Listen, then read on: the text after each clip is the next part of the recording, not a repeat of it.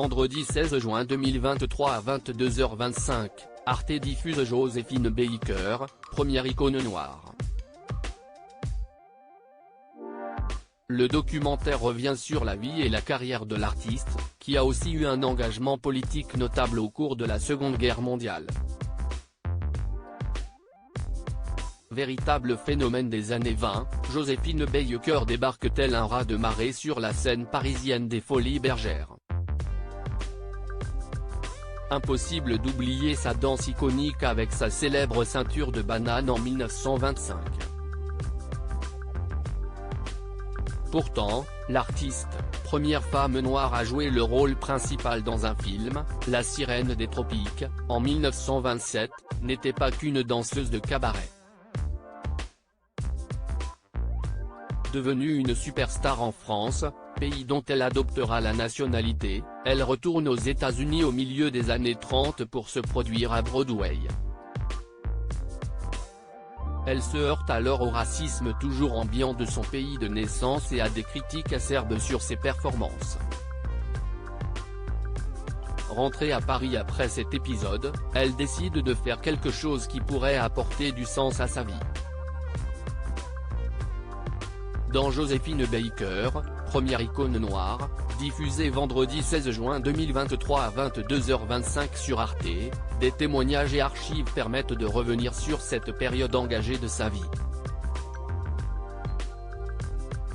Joséphine Baker, la danseuse de cabaret devenue espionne pour la France pendant la Seconde Guerre mondiale en 1937, Joséphine Baker réalise l'un de ses rêves en épousant Jean Lion.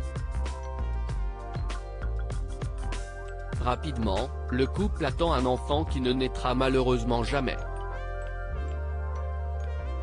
Après cette fausse couche, la danseuse réalise qu'il manque quelque chose à sa vie. Elle divorce, se remet à faire de la scène. Mais là encore, elle réalise qu'elle se sent toujours vide. En 1940, elle prend donc la décision radicale de rejoindre la France libre, le mouvement fondé par Charles de Gaulle, en tant qu'espionne.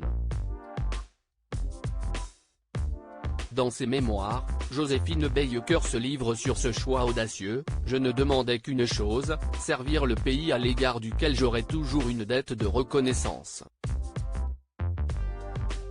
La France a fait de moi ce que je suis, en marge de tous les préjugés. J'étais prête à lui donner ma vie. »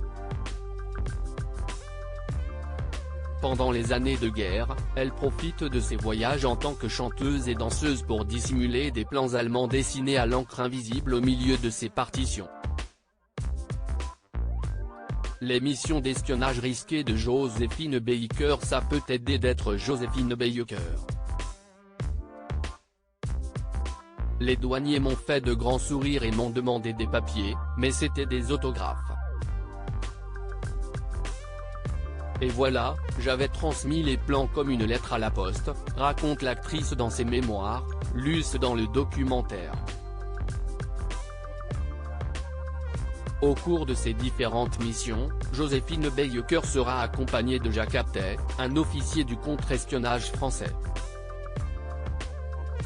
Il voyage sous la fausse identité de Jacques Ebert et se fait passer pour l'assistant de la chanteuse. Plus d'une fois, celle qui adoptera 12 enfants sur la fin de sa vie, se mettra en danger pour la France. En 1942, Joséphine Baker se rend au Maroc afin de chanter pour les troupes américaines. Un événement qui lui donne l'espoir que la situation a changé dans son pays. Malheureusement, à la fin de la guerre, elle est saluée comme une héroïne en France, mais toujours pas aux États-Unis. Il lui faudra attendre le début des années 60 et l'avènement de Martin Luther King Jr. pour voir la ségrégation perdre du terrain dans ce pays qui était l'un de ses deux amours.